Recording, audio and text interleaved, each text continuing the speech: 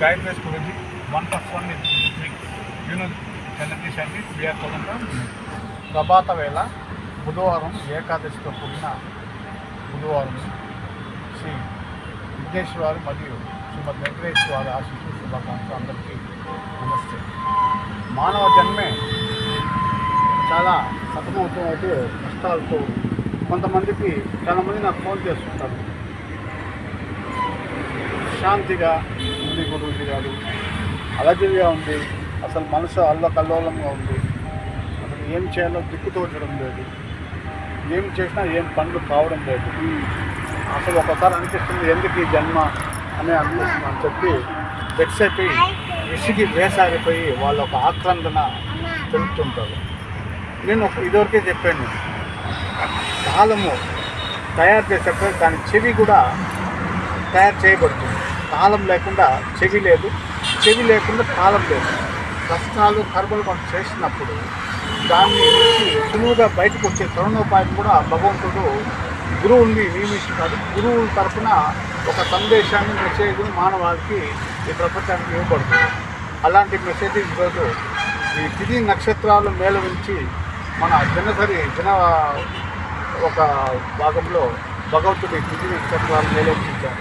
ఈరోజు బుధవారము. బుధుడు బుద్ధికి అధిపతి, వ్యాపారానికి ఉద్యోగాన్ని మనం వ్యాపారంలో రాణించాలన్నా, ఉద్యోగంలో రాణించాలన్నా, మన మేధస్సు సంపూర్ణంగా అద్భుతంగా పనిచేయాలన్నా కానీ బుధుడే. బుద్ధుడు వచ్చి బుద్ధుడికి అధిపతి శ్రీ వెంకటేశ్వర స్వామి వారు.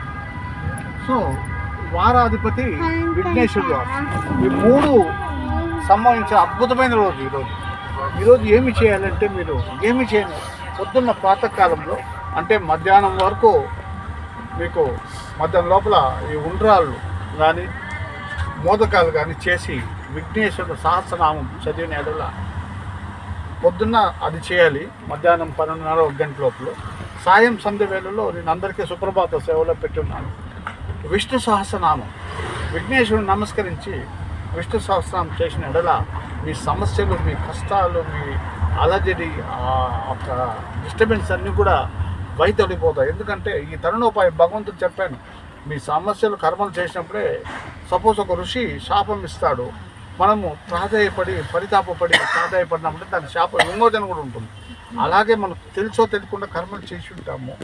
ఆ కర్మలు నుంచి బయట రావడానికి వాళ్ళ తరుణంలో ఒక గురుజీని అపాయింట్మెంట్ చేసి వాళ్ళ తరఫున ఈ సమస్య నుంచి బయటకు రావడానికి మీకు ఆ తరుణోపాయం చెప్పినాడు. కాబట్టి చేయండి. ఈరోజు బుధవారంతో కూడా బుధవారం అధిపతి శ్రీ వెంకటేశ్వర స్వామి వారు, వారాధిపతి శ్రీ విఘ్నేశ్వర స్వామి. ఎంత అద్భుతమైన కలయిక, ఎంత అద్భుతమైన సమ్మేళనం.